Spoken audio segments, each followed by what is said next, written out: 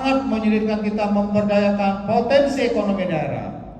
Pertanian dibangun dengan serius dari hulu, tapi ketika di hilir impor beras datang, maka petani kita tidak dapat menikmati harga dari beras karena macet. Yang laku adalah beras impor.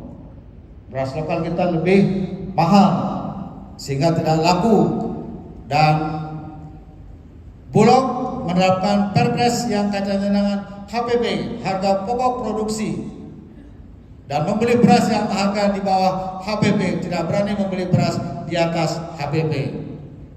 Beras lokal kita di atas HPP, tak laku jadinya. Tiap hari saya diskusi dengan Bulognya Bali, mau bawa beras 5.000 sampai 10.000 ton ke Bali. Saya tanya, beras dari mana? Beras impor. Sorry Pak, saya tidak setuju bawa beras impor ke Bali, karena Bali ini surplus beras. Surplus beras, masa kita surplus kita bawa beras impor? Kalau Bulog mau beli, belilah berasnya petani kita, jangan beli beras dari Vietnam. Menurut saya itu begitu harusnya. Walaupun lebih mahal, tapi yang sejahterakan rakyat kita. Lebih murah di sana kita beli, yang sejahterakan petani di Vietnam. Menurut saya ngapain? Kalau kita berani membeli ini, maka ekonominya akan memutar di dalam negeri. Tidak kita menggerakkan ekonomi luar ke dalam negeri. Kita menjadi pasar luar. Ini yang menurut saya mengakibatkan kita ini kurang berkembang secara ekonomis Indonesia ini. Saya kira ini satu hal yang sudah waktunya harus diakhiri. Pada kesempatan yang baik ini juga saya ingin sumbang saran. Mungkin ini dalam forum ini perlu didiskusikan pemikiran-pemikirannya Bung Karno dalam pola pembangunan semesta berencana yang berbasis pada kekuatan wilayah. Mau diapakan Kalimantan, mau diapakan Sumatera, mau diapakan Sulawesi, mau diapakan Papua, dan seterusnya. Termasuk juga mau diapakan Bali. Itu yang saya kira harus dilakukan pendekatan sehingga EPJM ini tidak normatif hanya menjadi dokumen yang tidak hidup, tapi dia bisa mengempowerment, memberdayakan daerah sesuai dengan potensi dan kebutuhannya masing-masing.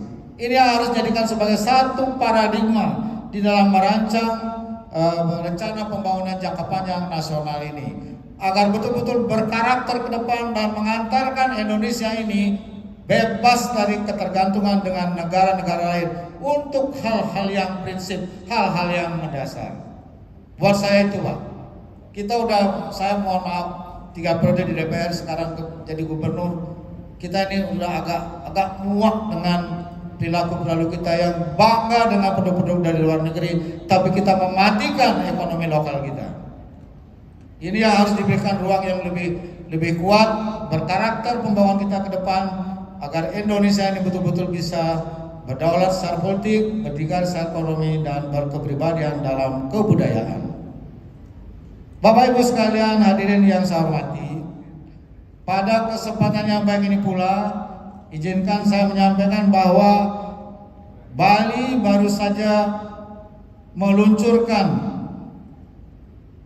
haluan pembangunan Bali masa depan 100 tahun Bali era baru, atas arahan dari Presiden kelima Ibu Megawati Soekarno Putri. Jadi izin saya tidak lagi memikirkan Bali 20 tahun, tapi Bali 100 tahun ke depan. Yang sudah juga diberikan arahan oleh Bapak Menteri Perencanaan Pembangunan Nasional beserta para deputinya. Terima kasih. Kami sedang godok akan masuk ke dalam DPD menjadi peraturan daerah. Jadi hal-hal yang harus kami jaga minimum untuk 100 tahun ke depan di Bali ini, supaya dapat berkelanjutan, tidak dirubah oleh setiap pemimpin 5 tahunan, itu bisa berlanjut sampai 100 tahun ke depan.